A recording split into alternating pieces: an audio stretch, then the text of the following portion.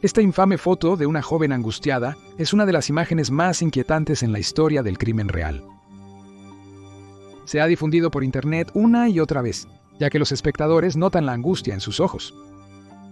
Regina K. Walters, de 14 años, fue brutalmente secuestrada y asesinada por Robert Ben Rhodes, conocido como el asesino de la parada de camiones. Pero, ¿cómo llegó Regina a esta situación y quién era exactamente su asesino? En este documental, buscamos explorar ambas preguntas y más mientras examinamos la vida y los crímenes de Robert Ben Rhodes. Bienvenidos a Mentes Asesinas.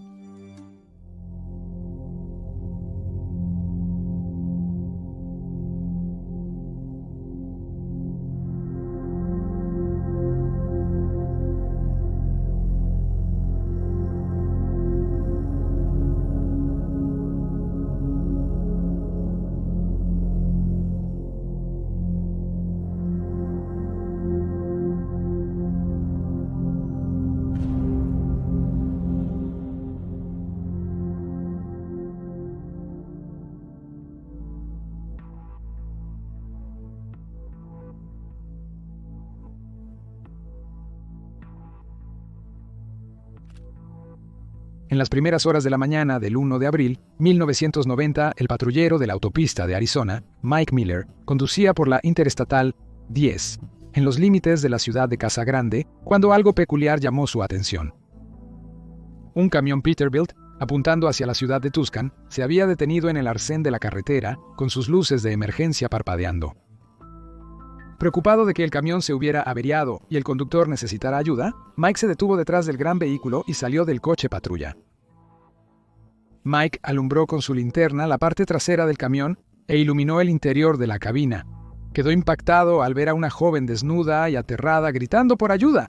Más tarde, al hablar sobre este incidente, Mike recordó: mientras que en ese momento particular, cuando iluminé con la linterna el interior del vehículo, la mujer gritó y vi una iluminación momentánea del rostro de un hombre con la linterna.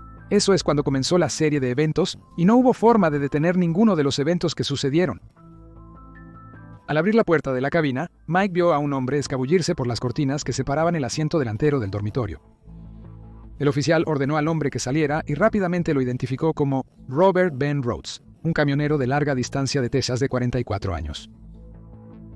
Rhodes puso sus manos contra el camión y amenazó a Mike con un arma. Mike le dijo más tarde a los medios que los buenos son quienes te avisan que tienen un arma. Era tranquilo, pero la mujer estaba aterrada, desconocía a qué me enfrentaba. Según informes, Rhodes también afirmó que ambos eran adultos que daban su consentimiento, pero Mike no lo creía del todo. El policía esposó a Rhodes y lo colocó en su patrulla antes de volver con la mujer asustada. La cubrió y le dijo que todo iba a estar bien, que finalmente estaba a salvo. La mujer fue identificada como Kathleen Vine, de 27 años, y tenía marcas rojas en su cuerpo y cortes en su boca. Una brida de caballo estaba atada a su cuello con una larga cadena asegurada por un candado. Sus muñecas y tobillos estaban encadenados a anclas fijadas a los lados de la cabina. Mientras Mike intentaba asegurar a Kathleen de su seguridad, Rhodes intentó escapar, pero fue frustrado por el policía. Mike regresó a su patrulla para descubrir que Rhodes había logrado llevar sus muñecas esposadas de detrás de su cuerpo al frente, pero aún no había logrado huir. Otro coche patrulla llegó detrás de Mike. Rhodes fue detenido mientras que Kathleen fue llevada a una entrevista después de que los médicos la revisaran. Kathleen explicó al detective Rick Barnhart de Casa Grande que había conocido a Rhodes en la parada de camiones Rip Griffin, justo al norte de Phoenix. Dijo que viajaba a menudo a dedo para ver a sus amigos y que Rhodes le pareció muy educado. Se había quedado dormida en su cabina y al despertar, descubrió que él la había llevado a su litera encadenado y desvestido. Después de esto, Rhodes sacó herramientas de tortura de un maletín y la maltrató intermitentemente durante el resto del día hasta que la encontraron. Las marcas rojas en su pecho y espalda eran de una azotaina del hombre de 44 años, quien le dijo a Kathleen que se llamaba látigos y cadenas, según relató ella a los investigadores. Ella había asumido correctamente que este era el apodo de Rhodes en la radio Banda Ciudadana. También le dijo escalofriantemente que había estado haciendo esto durante 15 años. Los investigadores preguntaron a Kathleen si había sido violada. Ella dudó antes de decir que la policía había llegado justo a tiempo. Mientras tanto, se examinaron los contenidos del maletín de Rhodes. Los artículos fueron descritos como muy bien cuidados y todo estaba colocado ordenadamente. Contenía cadenas, cuerdas, látigos, correas, juguetes sexuales, pinzas de cocodrilo, alfileres y anzuelos de pesca. Un agente del Federal Bureau of Investigation, asignado más tarde al caso, recordó haber estudiado el contenido del maletín y notó que los sadistas sexuales comienzan con un kit de violación limitado, como lo llamamos. Debido a que el suyo era tan refinado, sabíamos que había estado haciendo esto durante mucho tiempo. Aunque las autoridades ya comenzaban a creer la afirmación de Rhodes de haber secuestrado mujeres y niñas por más de una década, esto ayudó a consolidar esa idea. ABC News luego describió su camión como una cámara de tortura móvil. Por su parte, Rhodes intentó desacreditar a Kathleen como testigo confiable. Lamentablemente, el camionero tenía algo de razón. Al ser rescatada, se informó que Kathleen usaba pantuflas de león peludas y hablaba incoherencias sobre prisiones secretas y una misión para rescatar al presidente. El exagente del Federal Bureau of Investigation, Bob Lee, usa las imágenes grabadas de ella para entrenar a detectives de policía, quienes solían creer que Rhodes era la más creíble en la situación. Sin embargo, los investigadores confiaban en Kathleen y debían probar que su relato era verídico. Lograron hacerlo cuando la joven de 27 años les dijo que había mordido a su atacante durante la lucha, y efectivamente, Rhodes tenía una herida de mordida en su hombro. Rhodes se mostró muy sereno durante su interacción con la policía. Informes indican que intentó mostrarse amigable y bromear con los investigadores. Pero nadie creyó su actuación. Llamó a Kathleen una lagartija de lote, un término despectivo usado por camioneros para mujeres que frecuentaban paradas de camiones e intercambiaban sexo por viajes. Después de ser interrogado por la policía, Rhodes fue acusado de asalto agravado, agresión sexual y secuestro. Después de esto, el detective Barnhart decidió investigar más a fondo a Rhodes para descubrir quién era realmente este hombre y si había atacado antes.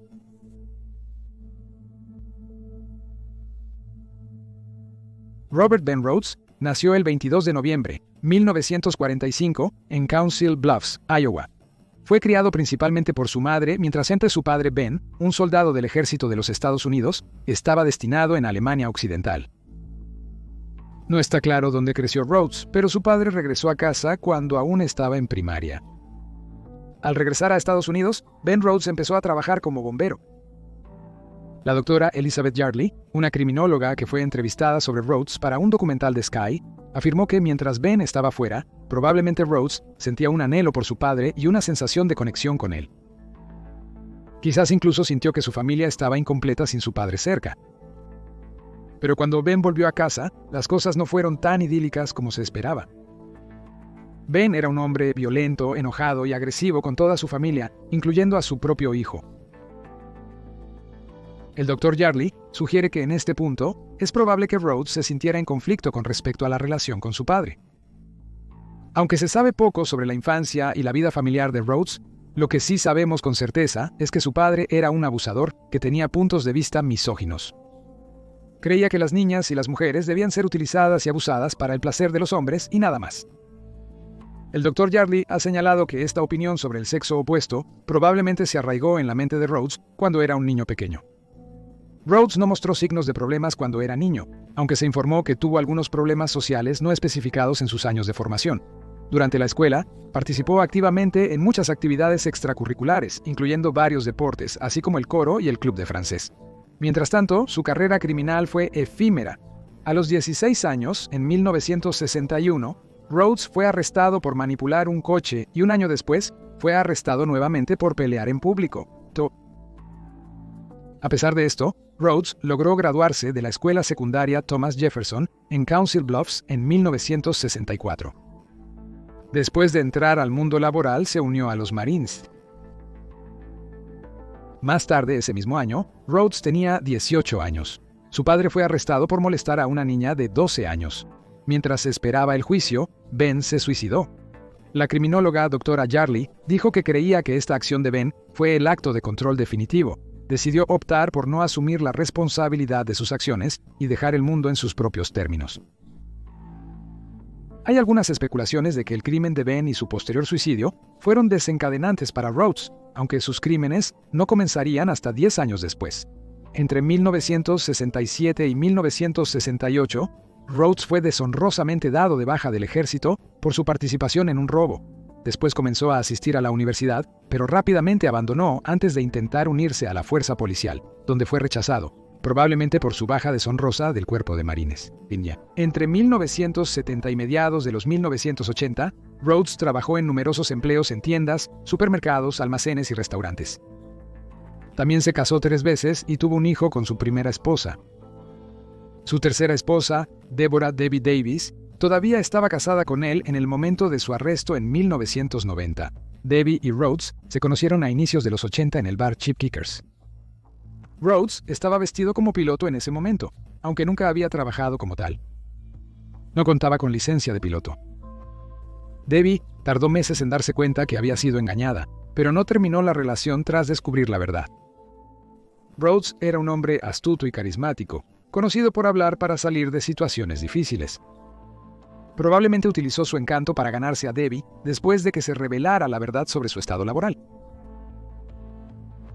Después del arresto de su esposo, Debbie alegó que él había sido abusivo verbal, física y sexualmente con ella. Mientras la pareja vivía en Houston, Texas, Rhodes era un participante activo en la escena bondage, disciplina, dominación, sumisión, sadismo y masoquismo, y asistía a eventos para swingers. Notablemente, la comunidad bondage, disciplina, dominación, sumisión, sadismo y masoquismo enfatiza mucho el uso de límites y consentimiento, pero Rhodes parecía no tener interés en ninguno de los dos. Un evento significativo para corroborar esta idea es que una noche Rhodes deseaba asistir a una fiesta de swingers, pero Debbie no. En lugar de entender sus límites, Rhodes afirmó que había algo mal con su esposa y le dijo que se relajara. El Dr. Yardley afirmó que este desprecio por el consentimiento y los límites de su esposa demostró que no tenía respeto ni amor por ella ni por otras mujeres. Su único interés era tener control y obtener lo que quería.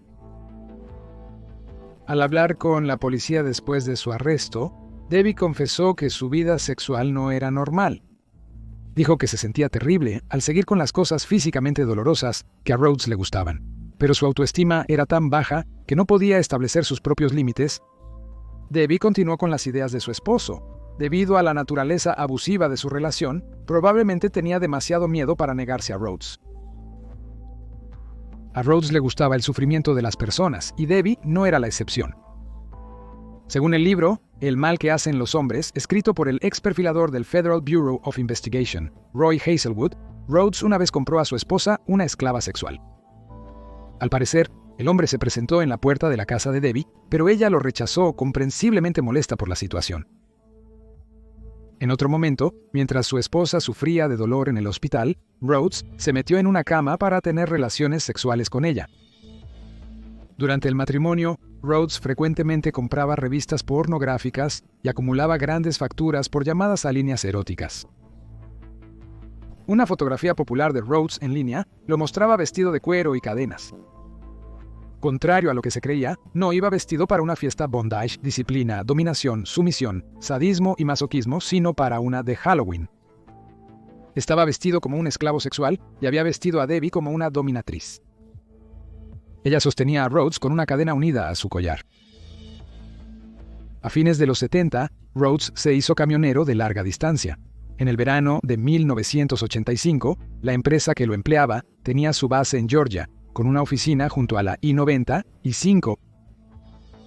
Debido a su trabajo, Rhodes viajaba frecuentemente por 22 estados. Al analizar sus rutas de camión, los investigadores identificaron a más de 50 personas desaparecidas durante esos años que coincidían con el perfil de sus víctimas. Como resultado, las fuerzas del orden han teorizado que Rhodes está conectado con todos estos casos, aunque puede que solo esté conectado con algunos o incluso con ninguno. Los desaparecidos durante este periodo solían ser jóvenes fugitivos o individuos poco creíbles, como testigos que eran drogadictos o trabajadores sexuales. Eran personas que pasarían desapercibidas si faltaran.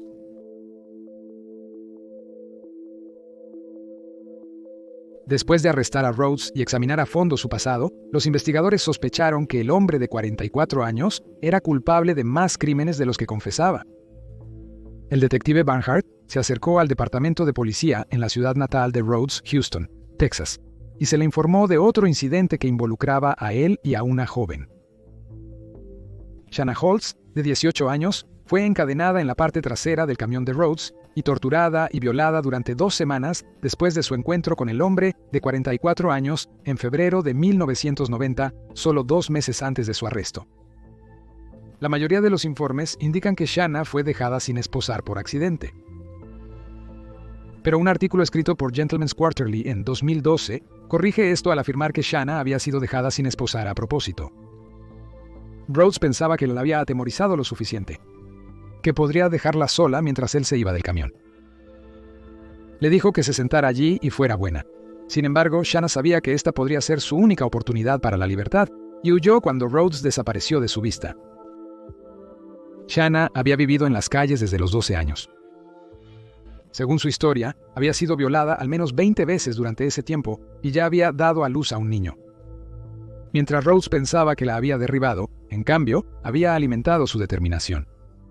Una joven de 18 años escapó con un collar y una cadena aún atados al cuello y pidió ayuda a un conductor que pasaba.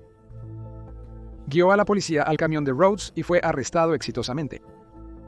Pero Shanna no pudo obligarse a presentar cargos, preocupada de que no le creyeran.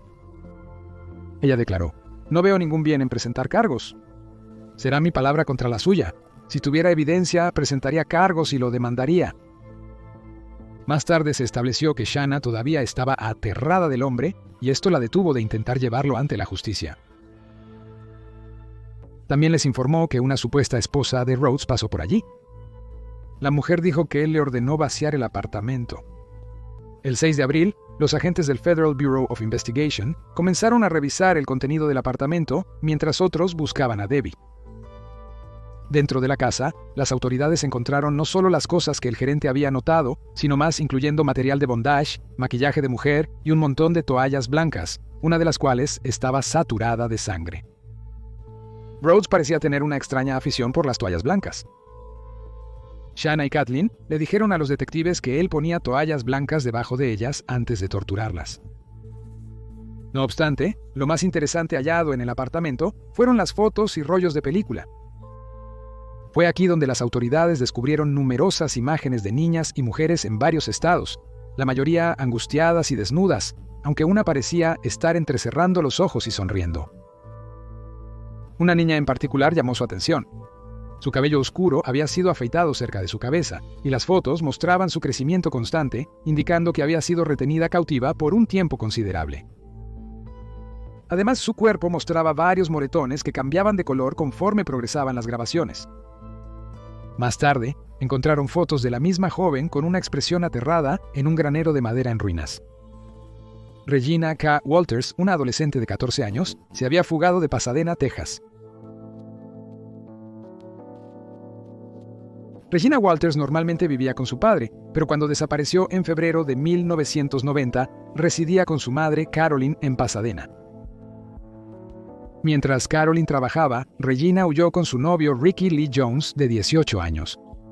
No está claro por qué, pero Carolyn notó que la pareja había peleado unos días antes. Al regresar a casa y encontrarla desaparecida, Carolyn llamó a los amigos de su hija y a su padre, pero nadie la había visto. Regina no dejó ninguna nota o mensaje de voz para sus padres, lo cual era muy inusual en ella. A pesar de sus antecedentes de fuga, la adolescente siempre volvía a salvo y llamaba a casa con regularidad. Sin embargo, esta vez fue diferente. Carolyn notificó a la policía sobre su hija desaparecida antes de salir a colgar carteles.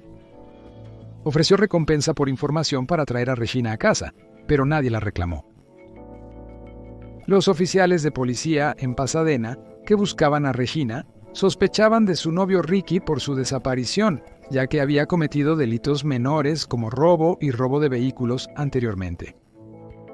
Además, Ricky y sus hermanos fueron retirados de la casa familiar por los servicios de protección infantil cuando eran niños, aunque se desconoce por qué. Su historial delictivo y esto sugieren a la policía que pudo ser una persona problemática. Cuando la policía fue a interrogar a la familia de Ricky, solo su hermana Tammy estaba en casa. Ella le dijo a los investigadores que la familia lo había descartado, ya que sentían que era un chico malo que terminaría en prisión eventualmente. Ella indicó que no lo habían visto en un año y nadie lo reportó como desaparecido. Sin embargo, los amigos de Ricky, de 18 años, dijeron a las autoridades que era conocido por ser manso. Sus amigos también dijeron que estaba encaprichado con Regina, pero no sabía que solo tenía 14 años. También afirmaron que la pareja había planeado huir juntos a México, ya que Ricky tenía familia en la ciudad de Matamoros. El agente especial del Federal Bureau of Investigation, Mark Young, finalmente tomó el caso de Regina.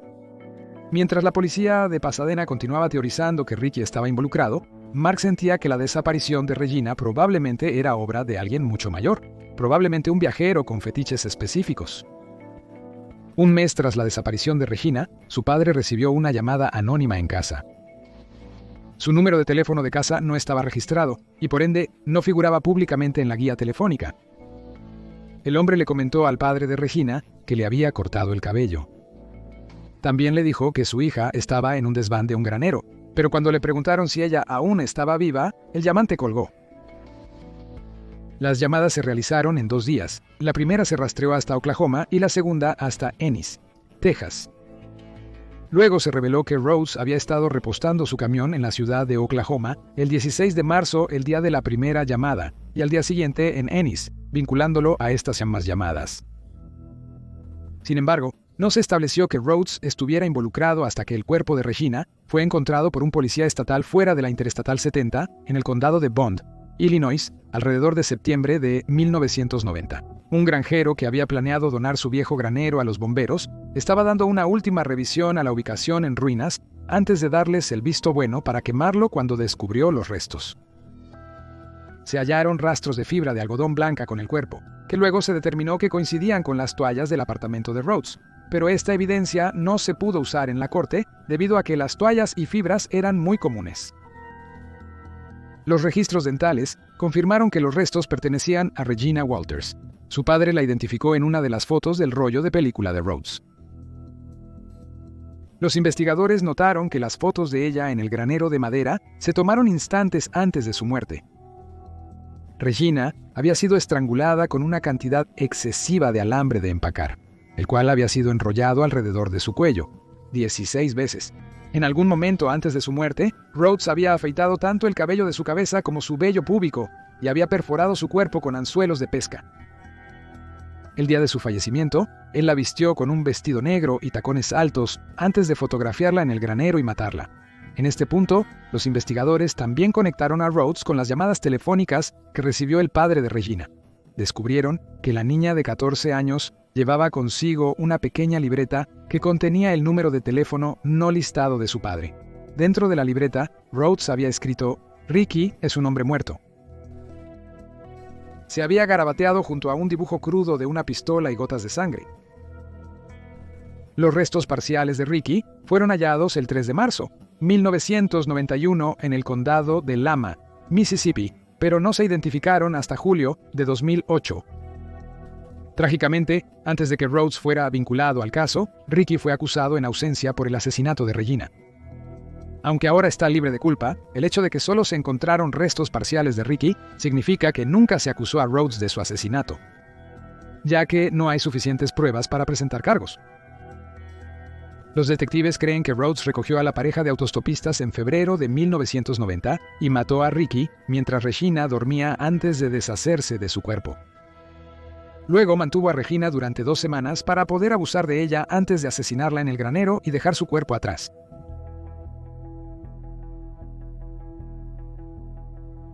Durante la investigación sobre el comportamiento criminal de Rhodes, las autoridades establecieron que sus primeros asesinatos conocidos ocurrieron en enero de 1990. 24 años y 28 eran recién casados que dejaron Seattle, Washington, en noviembre de 1989.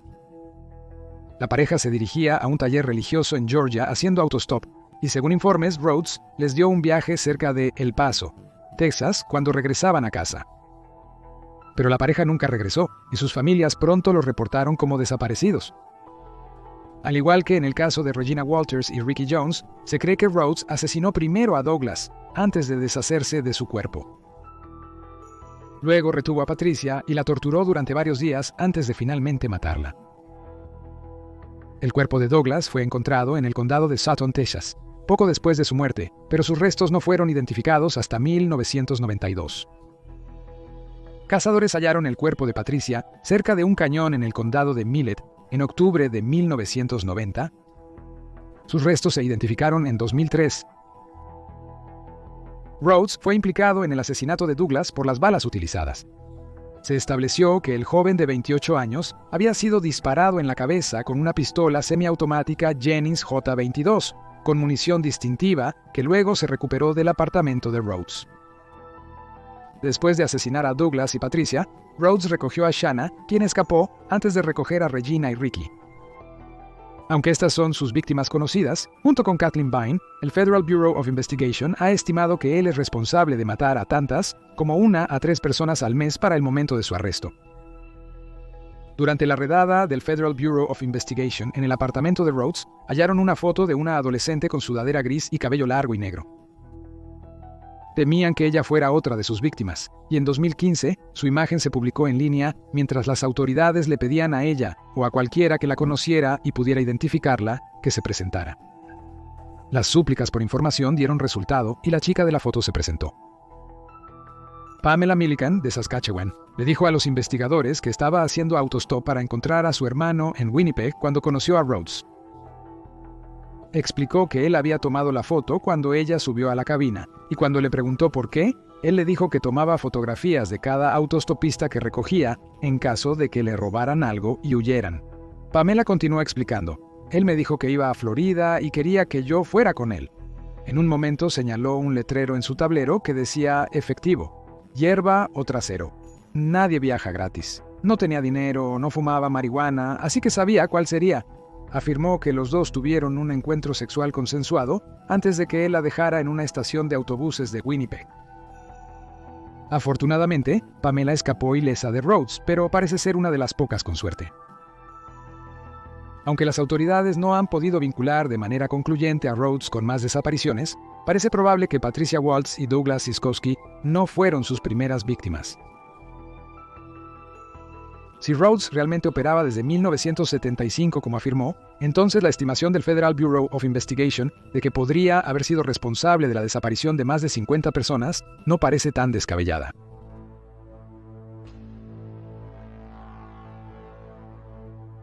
Según el detective Michael Chili de la Policía Estatal de Illinois, Robert Rhodes es uno de los criminales más nefastos que ha enfrentado.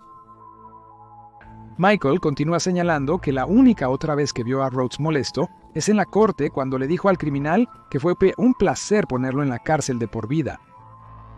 En 1994, Rhodes fue condenado por el asesinato en primer grado de Regina Walters. Fue condenado a cadena perpetua sin libertad condicional en el Centro Correccional Menard, en Chester, Illinois. Un año después fue extraditado a Utah para ser juzgado por los asesinatos de Patricia y Douglas, pero según informes, estos cargos fueron retirados a petición de las familias, quienes no querían pasar por la angustia emocional de un juicio largo. Luego, Rhodes fue extraditado a Texas por el asesinato de Regina Walters. Rhodes se declaró culpable para evitar la pena de muerte. Rhodes aún está cumpliendo su condena en el Centro Correccional Menard. A sus 76 años permanecerá en prisión de por vida. En 2012, su exesposa Debbie Davis vivía en College Station, Texas, y dedicaba su tiempo a hablar sobre la violencia doméstica en conferencias y escuelas. Se informó que siguió recibiendo cartas de Rhodes por un tiempo después de que él fuera encarcelado. A veces eran persuasivas, pero otras amenazantes por naturaleza. Dada la falta de información sobre la crianza y la vida personal de Rhodes, es difícil determinar exactamente qué lo hizo convertirse en el monstruo asesino en serie que conocemos hoy. Por supuesto, la respuesta más obvia es que fue abusado por su padre, y repitió el ciclo cuando él mismo se convirtió en adulto. Las estadísticas muestran que aproximadamente un tercio, o entre el 30 y el 40% de las víctimas de abuso, se convierten en abusadores en la edad adulta. Es probable que las terribles opiniones de su padre sobre el sexo opuesto influyeran en cómo Rhodes comenzó a verlos.